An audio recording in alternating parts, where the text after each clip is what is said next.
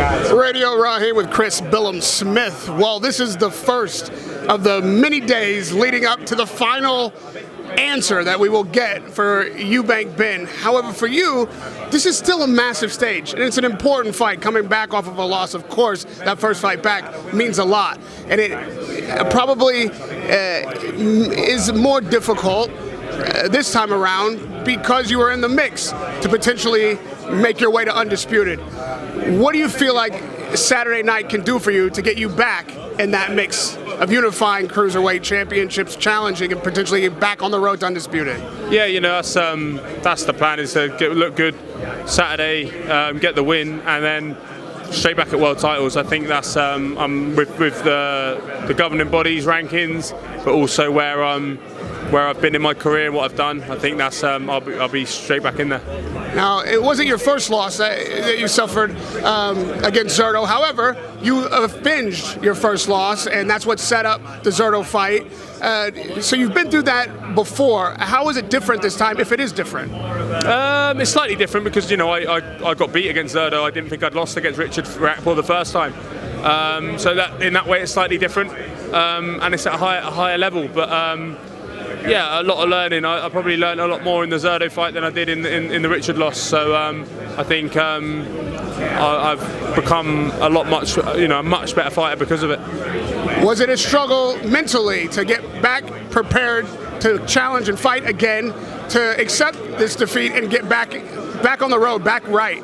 Yeah, I mean, at first it's always difficult because you have to accept the loss early, and the earlier you accept it, the better the quicker you can get back to it. So I think once I accepted it and, you know, licked my wounds, etc., and got back to work, then I was ready to go again.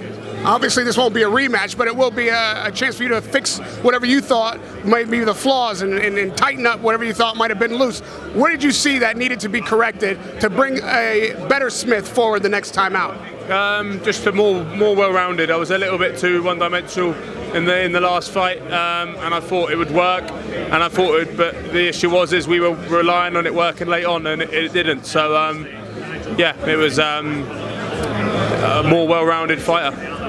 Glanton is promising a knockout. He's got a lot to say. He's been disrespectful. What kind of challenge do you believe he poses? Yeah, he's a good fighter. He's a very good fighter. He's got good power, good punch variety, good intensity, but all things that I've got as well. And I think I've got a lot more than he has in terms of the whole package. So it should be an exciting fight.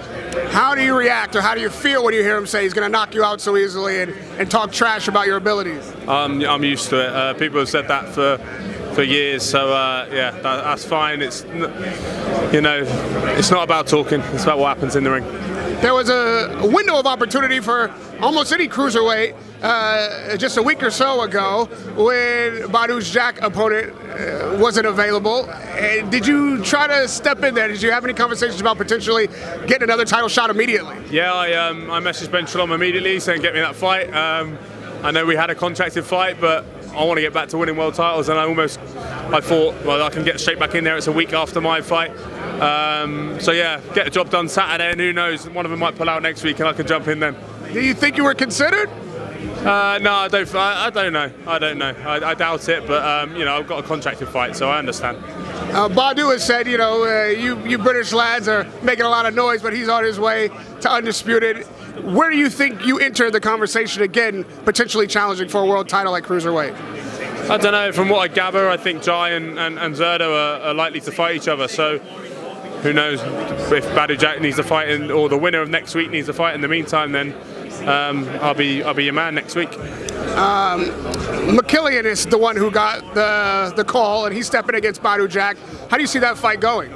Interesting fight. I think it depends on how well conditioned McKillian is and how they both are, because Badou Jack's had a long time off as well. It's been said that if you were right on the night against Zurdo, that you could have been successful. Do you believe that? And if so, what was wrong on the night? Just made a few mistakes, and not necessarily on the night, but in the build-up and stuff, in terms of what I believed. Yeah, and I just realised too late that the adjustments I needed to make, I noticed them too late. Last one, if in fact there isn't, Opetaia versus Zurdo, and maybe whoever wins with Badu, Jack, and McKillian. If somebody's available, if you had a pick, who would you like to face? How would you like to attain a world title again? I'd love to fight Zurdo again. You know, anyone that beats you, you want to fight. You want to fight again, and that's how I was for Richard. I had to wait many years, 5 years, to fight Richard again, and that's my mentality. I feel like, I need to get that one back. What would you do differently if you got another shot at Zurdo? Win. Radio right here with Chris Billam-Smith. Good luck on a massive card. Good to see you back. Hopefully see you in that conversation for unified championships at the cruiserweight level again. Radio right here with Chris Billam-Smith.